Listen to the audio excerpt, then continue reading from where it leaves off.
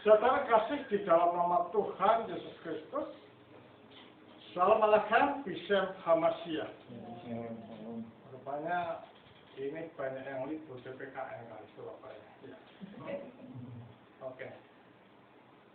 Ada seorang kaya yang menanyakan guru yang baik, perbuatan apakah yang bisa membawaku pada hidup yang kekal? Tidak ada yang baik, kata Yesus. Hanya Allah yang baik. Mengapa demikian? Kata-kata ini menunjuk pada artian bahwa setelah manusia menghendaki dan menggunakan kehendak bebasnya secara salah, maka manusia terputus dari Allah. Putusnya manusia dari Allah, maka mati.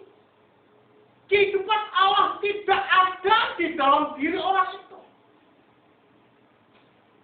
Tetapi yang ada di dalam diri orang itu adalah menuruti nafsu, menuruti daging, dan mengubah perbuatan-perbuatan yang tidak senonoh dan bertentangan dari Allah. Karena itulah di hadapan Allah tidak ada satupun yang baik. Hanya Allah yang baik.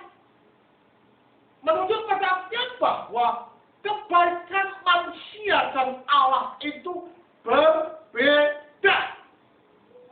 Nah, ini sedang diperhadapkan kebaikan manusia dan Allah.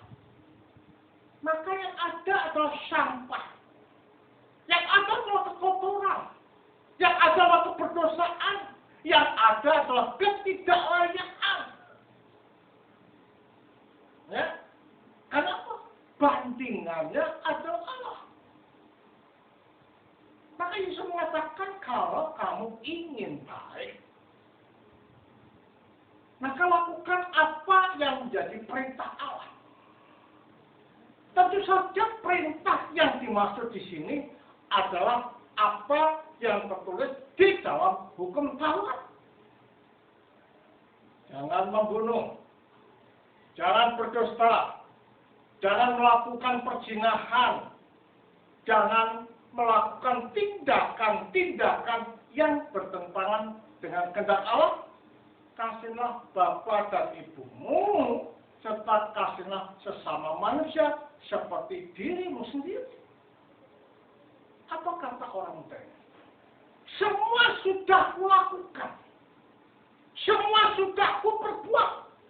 Mana lagi yang harus kuperbuat? Kata-kata yang diungkapkan oleh anak muda ini menunjuk pada sifat arogansi, sifat pongah dan sombong. Merasa bahwa semuanya sudah dilakukan. Tetapi dengan mengatakan seperti itu, sebenarnya orang ini sedang menggali kubur sendiri.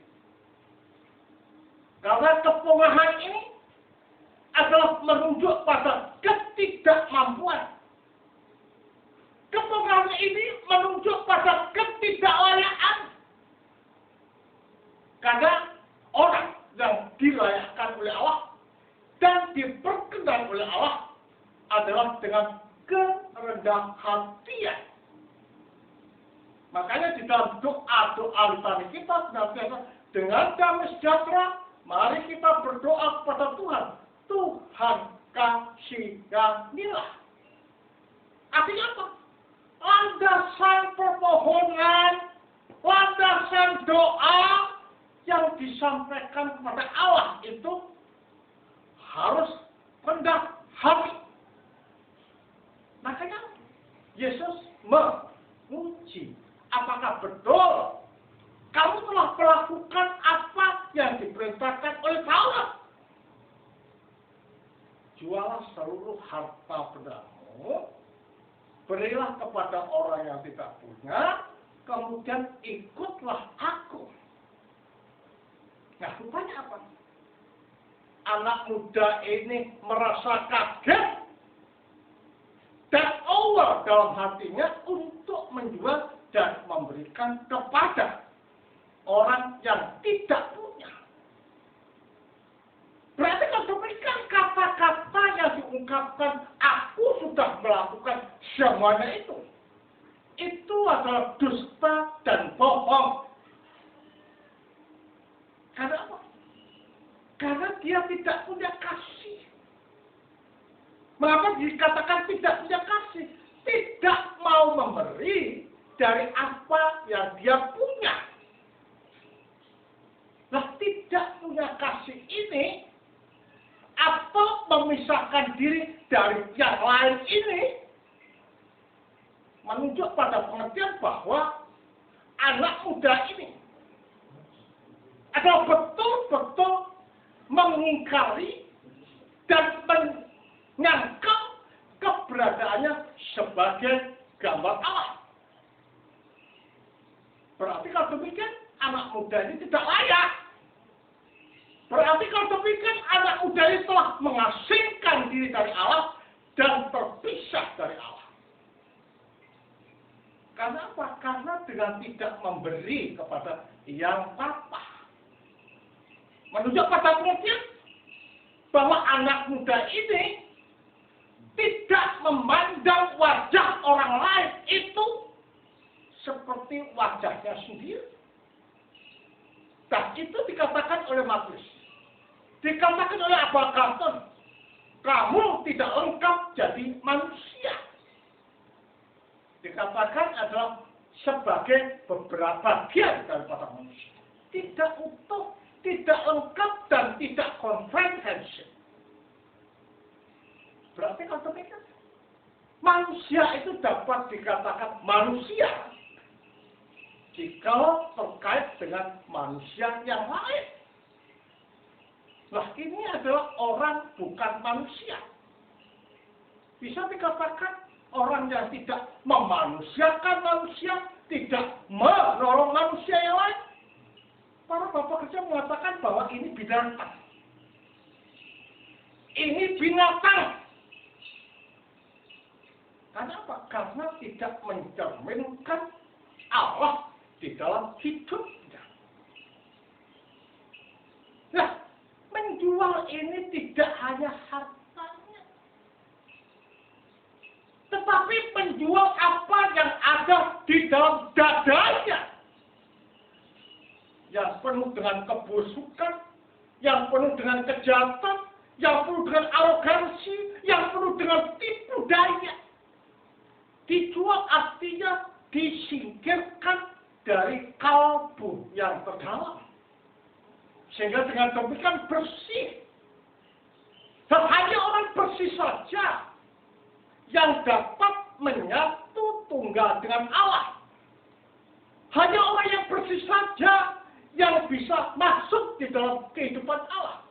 Artinya diselamatkan. Padahal anak muda ini tidak seperti itu.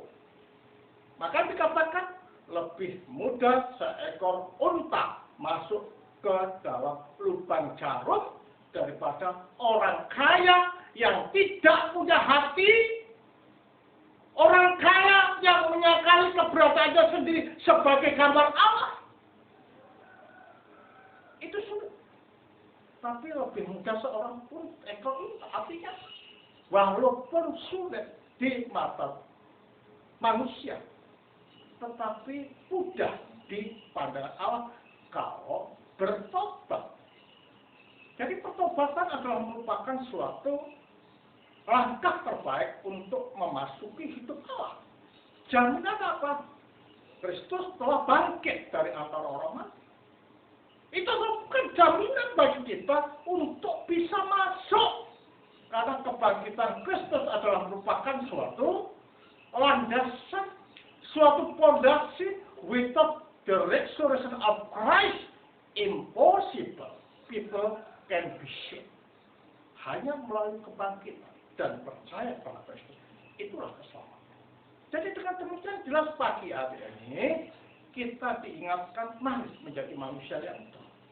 Ya, supaya kita bisa masuk ke dalam hidup Allah dan kalbu kita dibersihkan, langkah kita dibersihkan dan pikirkan kita dijernihkan. Sehingga kita layak di hadapan Allah. Jangan pernah mundur. Peganglah Kristus. Karena di sana harapan kita, keselamatan kita, dan pembaruan kita. Kemudian beri Sang Bapa, Sang Putra, Roh Kudus. Amin.